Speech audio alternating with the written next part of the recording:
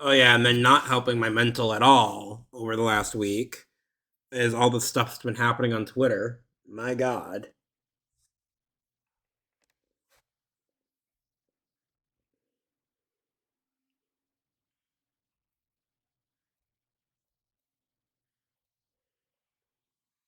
But I suppose can't really expect much else from Twitter. What's happening on Twitter? I am glad you asked. nah, so the main thing that happened, well, how it kind of started was Cinder's back. If you know anything about the Cinder situation, if you don't, basically a while ago, a commission artist named Nanolis had released a Google Doc on Cinder, basically alleging that Cinder tried to, yeah, the VTuber, the Hellhound VTuber, uh, basically alleging that Cinder had tried to force Nano into exclusivity and this and that, and dragged in Bao, Shy Lily, all this other stuff, because apparently, basically, what it boiled down to was Nanolis claimed that Cinder did all of that, and ultimately accused Cinder of trying to force exclusivity, as well as bad talking other streamers and treating her friends like the competition. Yeah, Shy Lily, whale VTuber, basically. Or Orcat, sorry. Basically, she's just another big VTuber. We haven't heard of her. Yeah. But yeah, so basically it all came down to that, and so she got flamed for it. This was like 5 months ago. And then now, finally, Cinder is back, and she released her own doc that's 1,000 pages or whatever, and basically trying to prove her innocence in a sense, or at least prove that she's not the only wrongdoer. Ultimately, she admitted that she does in fact see her friend, or at least used to see her friends as competition. Um,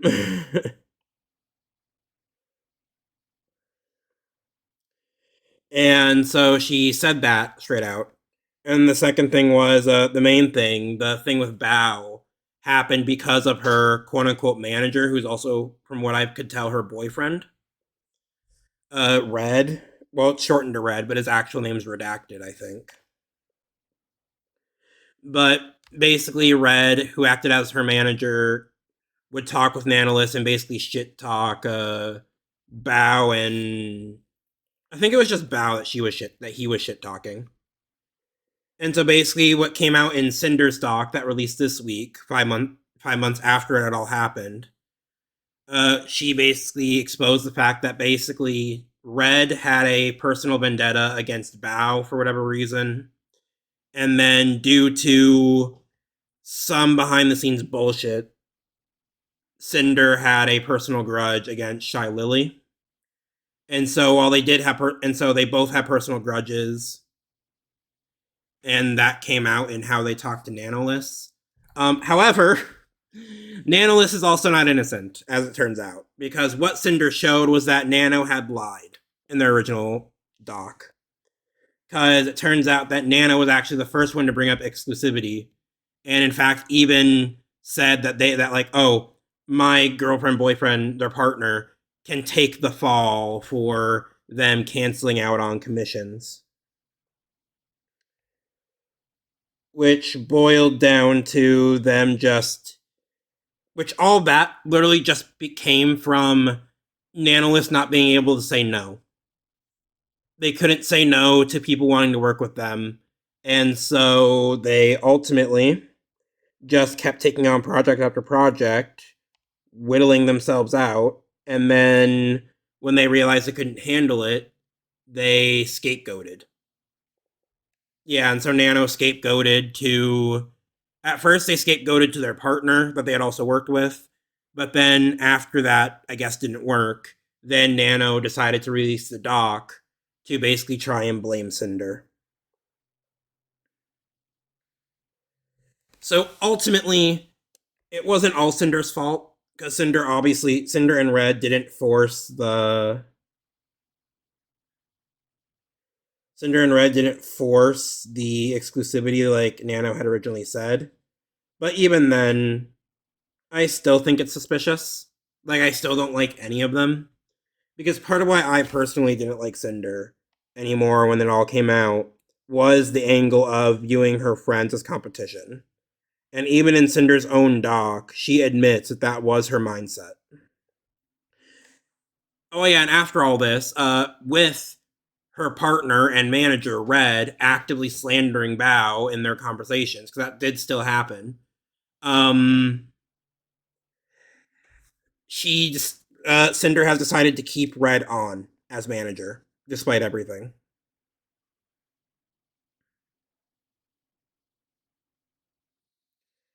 So ultimately, Cinder hasn't really learned her lesson. I still expect that she's probably still going to see Friends as competition because she hasn't alluded that she's going to be changing any of that. And like I said, Red's still the manager, so Red's still going to do the Red thing, I'm sure. And so that was the start. That's how my week started, was with that whole bullshit. Now it's actually changed because obviously you know how it is. Internet doesn't hold on to drama for more than 3-4 days, and so because of that, now the drama has shifted. Because kind of in that same time frame that Cinder came out with her doc, basically Hassan, if you know Hassan, he's another Twitch streamer. He had a clip come out against him where basically it was a day where he was already frustrated and angry because he was mad at the internet company because I guess his internet was being funky and stupid. And Hassan has a dog named Kaya. And basically, in the clip, what happened was he was already angry and frustrated. Kaya tried to get off of her bed, or at least it was starting to like step off her bed. And then he seemingly reached for something at the same time that Kaya had yelped as he told her to get back on her bed. And so the internet kind of ran with that, saying that, oh my god, Hassan is shocking his dog to make her stay on stream. And all this. And and so people of course then try to claim animal abuse from that.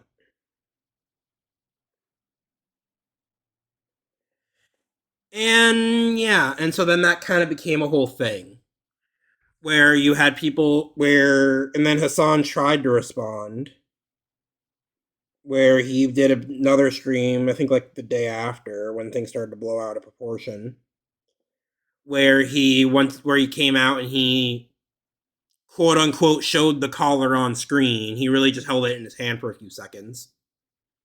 And he said, guys, it's not a shock collar, it's a vibration collar. Like it's from the same manufacturer, but it's their vibration model, not their shock model. And I'll be complete. And that the reason why Kaya had yelped isn't because she was shocked or hurt, but because she had clipped her dew claw on the bed as she was trying to get back into it. And so, it's one of those things where, like, and he even admits, because he did another response, and he even admits, he's like, the clip looks terrible. And it does, legitimately. If you look at the clip, it does look really bad. But does that mean it is bad? We don't know. It's kind of one of those things where it's just kind of, it's just a weird situation in total. Because it's weird. I don't doubt that Hassan likes his dog or loves his dog in any way. But I do think that it's weird that, he happened to be reaching for something at the same time. He said in the clip that it was like these pod things that he has. Because he has these little pod things, I guess. I don't fully understand that part.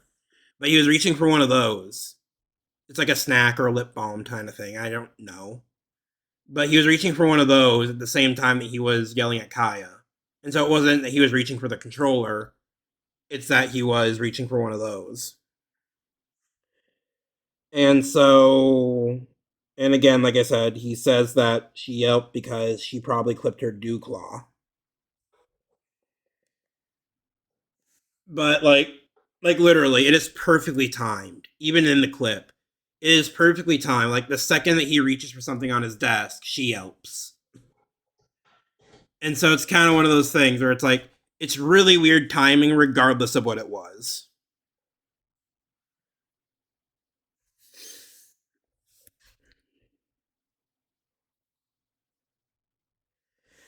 So yeah, and so people took that and said what they wanted to say about it. Yeah, and so now it's been a back and forth of like, oh, he is abusing his dog. No, he isn't, and yes, he is. And even when he showed the collar, like I said, it's weird. He didn't show the collar in its entirety. Like he didn't hold that up to the because he's a face streamer. He's a flesh tuber. He's not a VTuber like me and others where they don't necessarily have a camera set up for showing things in real life. He just already shows his face. So it would have been easy for him to just show the back of the collar, show the front of the collar, and be like, look, guys, you're stupid. It's just a vibration collar. But he didn't do that. He literally just held it up in his hand for a second and was like, yeah, guys, it's a vibration collar. And in the footage, if you pause it and look at it, there's tape on the back of it as well, which is a really weird thing. And the tape is right over the model number. So you can't and the tape is also where the prongs would be. And so it's a really weird thing. It's just really weird. To that extent, do I think he removed and sawed off the prongs and did this whole engineering thing or did an engineering thing to completely dismantle it, take out the prongs and put it back together just to prove his innocence? I don't think so. I don't think he'd do all that just for a drama that I didn't even know was starting until the stream. But it is still really weird.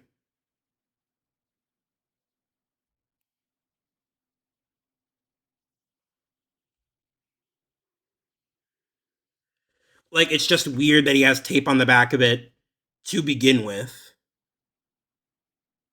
Yeah, that's kind of the thing. And so, but at the same time,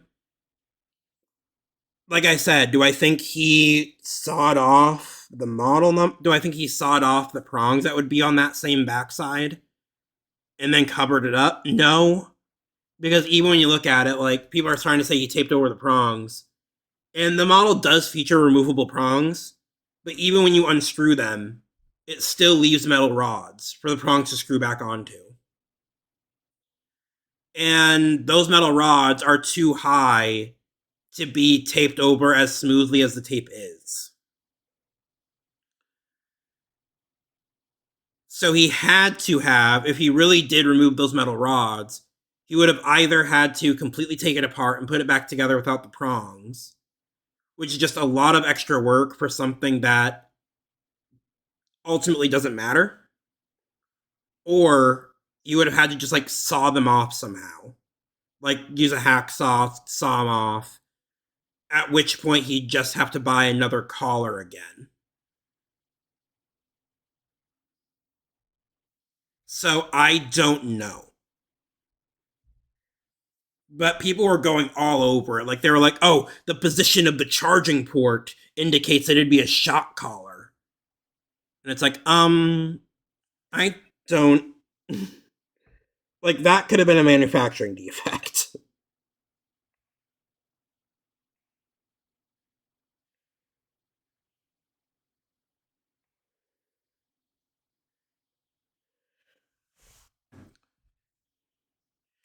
Yeah, and so it's like it could have been a manufacturing defect. We could just not because like I said, we don't see it properly. He literally just holds it in his hand for a few seconds, and he's like, "Yeah, look, this is the collar. Shut up," and then puts it back on his dog. And so, Yeah, exactly. And so it's one of those things. As for my personal opinion, do I think he shocked his dog? No. I don't think it's a shock collar because, like I said, that he would have had to either saw them off or completely take it apart. And I don't see him doing either one, given that he already streams 10 hours a day, and we know for a fact he does at least walk Kaya. So I don't see him taking the time out of walking his dog and his 10-hour streams to saw off part of the collar just to make himself look innocent for 5 seconds. Like, to me, that would just be really weird behavior, regardless. But at the same time, while I don't think it's a shock collar, it is weird she yelped. It's weird that he called her a crybaby after she yelped. What was I trying to do? Oh yeah, I was gonna open up my reference. Yeah, it's weird that she yelped. It's weird that he called her a crybaby after she yelped. It's weird he didn't check on her when she yelped.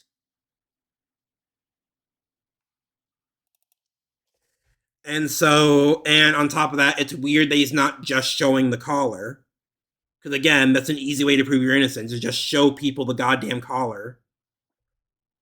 Exactly. And so it's weird, because it's like, on the one hand, if you're innocent, why would you not check on your dog when she yelped? Why did you not just show the goddamn collar? And just disprove everything right there.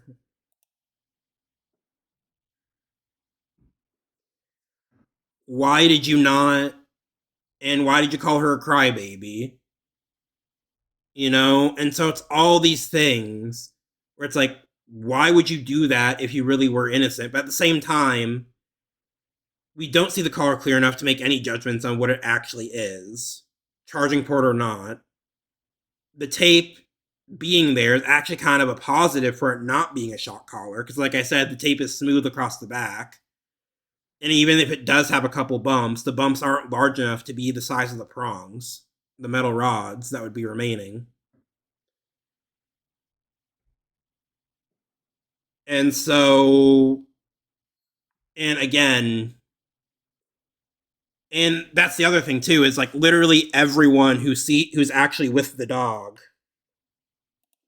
like all the people he lives with, people in his life, his friends, all of them have said, "Oh yeah, no, he does great with Kaya. You know, they're buddies. They're all this." And then, like, even then, a stream, like literally in that stream where he's debunking everything, he's like petting and coddling Kaya, and they're like very clearly caring for each other. And so it's like, I don't think an abused dog would then cuddle up with the person that's abusing them.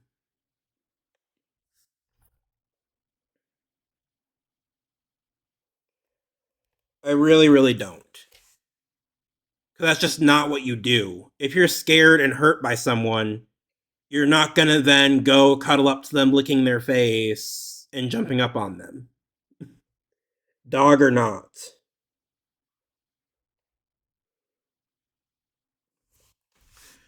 So I don't think he shocked her, but I do think it's weird.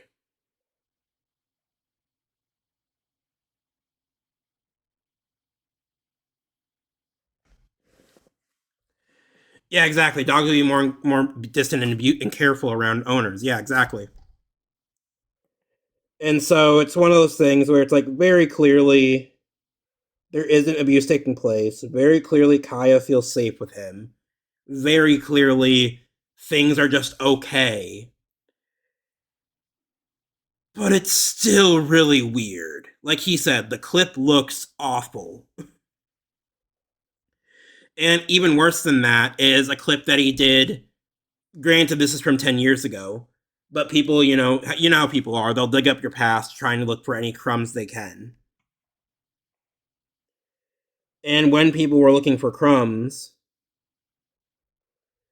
they found that his old dog, I can't remember the old dog's name, but his previous dog that he had before Kaya, yeah, pretty much, it's stalking. It's internet stalking, yeah.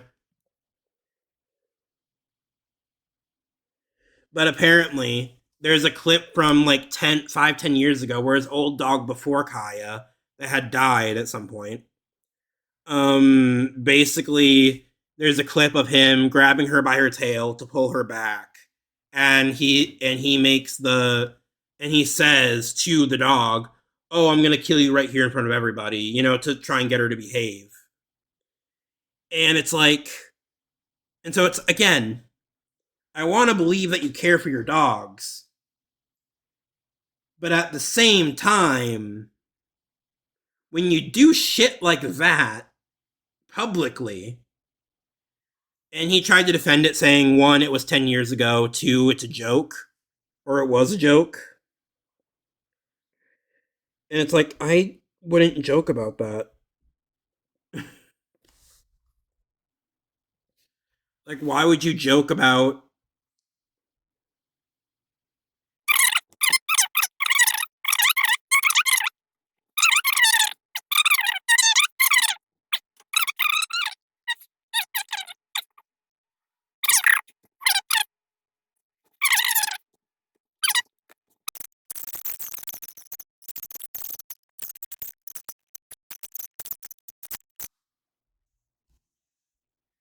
So I didn't use Twitter or Facebook. It's why I asked about the drama. I have the Twitter app, but I don't use it much. That's extremely fair, Links. Honestly, you're not missing out on that much. And even the drama, ultimately, at the end of the day, it's just drama.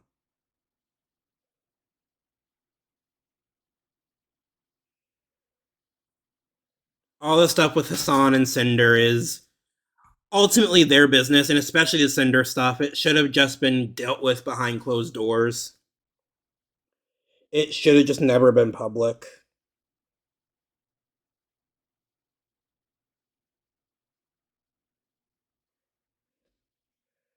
But unfortunately, it was public.